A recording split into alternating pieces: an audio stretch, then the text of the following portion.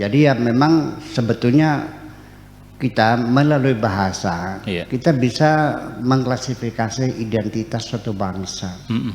Karena bahasa is an ideology. Bahasa adalah satu ideologi. Sehingga saya mengerti bahwa martabat perempuan di Indonesia adalah setara dibandingkan dengan di Eropa dan di Arab. Di Arab untuk mengatakan kamu perempuan anti, kalau kamu laki-laki anta, dibedakan. Di Inggris juga sama, laki-laki he, kalau perempuan she.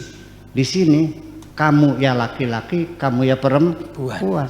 Dia laki-laki ya dia juga perempuan. Dari situ saja kita bisa memahami identitas satu bangsa itu secara filosofisnya, peradabannya, bahkan banyak kita gali. Bahkan sudah saya ceritakan dari gajian bahasa bahwa bangsa Jerman itu asalnya orang Persia. Dari bahasa itu sendiri. Nah, kemudian bahasa itu sendiri sebagai the sense of language, perasaan bahasa. Ketika banyak kalimat-kalimat atau kata-kata, kosakata yang berasal dari bahasa Arab, itu artinya bahwa tidak dalam pengertian bahasa. Tidak menunjukkan bahwa karena bahasanya banyak bahasa Arab, lalu kemudian orang Indonesia itu berpikirnya agamis, tidak juga. Tetapi kita menelusuri berarti di sini orang Indonesia pernah mengadakan pertemuan budaya, ada asimilasi, ada akulturasi dan sebagainya, sehingga ketika bahasa Arab sebagai bahasa yang lebih tua dan bahasa yang lebih lengkap, kita mengalami kekurangan istilah sehingga kita mengadopsi bahasa Arab lebih banyak. Tetapi bukan bahasa Arab saja. Memang bahasa kita kekurangan. Memang kosakata kita sangat sedikit sekali sih. Kamus Purwodarminta itu ya. Jangan KBBI ya. Dulu yang paling itu kan Kamus Purwodarminta itu 12 halaman. Saya baca Kamus Indonesia itu 36 jilid sebesar-besar ini. Jadi tidak berimbang. Ya kan begitu. Nah itulah makanya ketika memang tidak ada, ya kita pinjam, nggak ada masalah, nggak usah malu, nggak pinjam dong. Nah nanti dalam prosedur bahasa, artinya tata krama dalam meminjam bahasa asing itu pertama-tama ya kita kasih tanda kutip dulu, disosialisasikan dulu.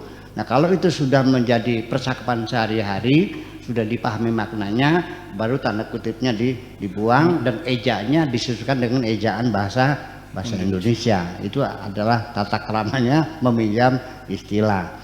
Tetapi yang menjadi masalah itu setiap istilah yang kita pinjam dari bahasa asing itu menjadi masalah, yaitu tidak tahu kosakatanya, akar katanya, konjugasinya itu nggak paham, sehingga kadang-kadang mananya menjadi berbeda. Saya kira seperti itu. Nah, ketika kita paksakan dengan menggunakan bahasa lokal juga akan menjadi masalah lagi. Ini umpamanya ketika ada orang Inggris anaknya sakit, bapaknya bilang mau dibawa ke rumah sakit, my child, we are going to hospital. Dia senang. We are going to hospital. Dia senang. Kenapa? Di situ dia ada pikirannya hospitality, artinya akan diperlakukan dengan ramah tamah, akan diperlakukan dengan baik. Maka dia buru-buru ya hari cepat, yuk kita berangkat dengan senang hati. Orang Arab juga sama, anaknya sakit hayya namshila mustasfa. Mustasfa itu tempat mencari kesembuhan. Jadi dia cepat pengen sembuh. Begitu di Indonesia, yuk ke rumah sakit, nangis anaknya. Karena istilahnya bukan rumah sehat, rumah sakit, itu juga perlu dipikirkan. Saya kira seperti itulah kira-kira. Tapi saya kira stressing dari pertanyaan tadi mungkin adalah beberapa muslim yang muslim menggunakan kata-kata istilah Arab, misalnya saya menjadi anak, Anda menjadi antum. Itu apa? Itu akan merusak persatuan. Begini, itu Arab Cirebon. Ente gitu. Saya kira ya tidak sama sekali tidak, saya tidak melihatnya ada urgensi untuk kita bahas semacam itu. Tetapi ya yang lebih penting mah bahwa bahasa kita memang perlu terus dikembangkan. Dan ketika makna kita pinjam bukan hanya Arab saja. Saya memperhatikan seorang sarjana tamatan Inggris pulang-pulang menulis banyak masuk bahasa Inggris. Tamatan bahasa Jerman, dia menulis banyak istilah-istilah Jerman. Iya, itu bagaimanapun juga pintu gerbang bahasa masuk kita itu melalui orang. Iya. Ya kan? Nah, ternyata kontak hubungan orang Indonesia dengan orang Islam, orang Arab itu di awal sejak zaman dahulu kala, jadi pantas saja bahasanya juga banyak pengaruh. Saya pernah menghitung sendiri di kamus Purwodarmin itu keuntungannya apa? Setiap kata itu tanda kutip asalnya bahasa apa? Kalau Arab AR, kalau Persi PRS Persi, kalau Belanda BLD.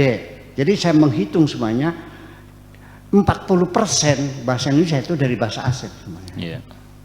Kecuali nama-namanya kuno seperti batu, tanah, air, pohon itu bahasa asli bahasa ini. Tapi kalau yang bahasa-bahasa baru semuanya bahasa Arab atau bahasa Inggris atau bahasa Belanda dan sebagainya. Iya. Terima kasih. Ya.